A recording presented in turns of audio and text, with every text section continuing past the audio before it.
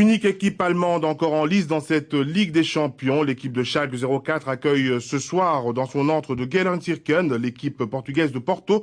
Bien que décevant en Bundesliga, les Allemands tenteront ce soir de faire un bon résultat. On écoute l'entraîneur de cette équipe, Mirko Slomka. C'est un défi important, c'était un rêve pour nous d'accéder au huitième de finale.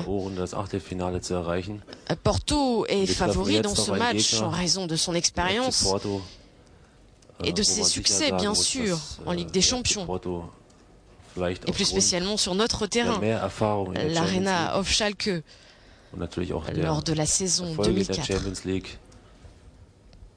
Insbesondere natürlich 2004 hier bei uns in der Arena. Voilà pour ce qui est du football et de la Ligue des Champions. On passe à présent au tennis avec le tournoi de Doha au Qatar et la victoire, voilà une bonne nouvelle, d'Amélie Mauresmo cette nuit.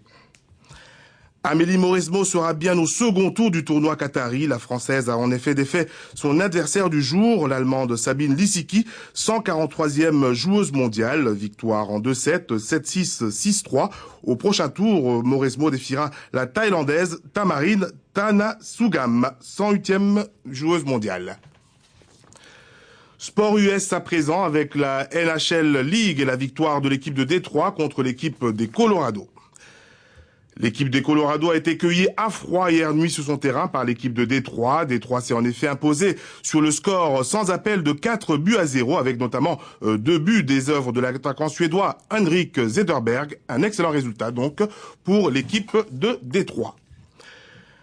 On part à présent au Canada où on retrouve Alex Pasteur.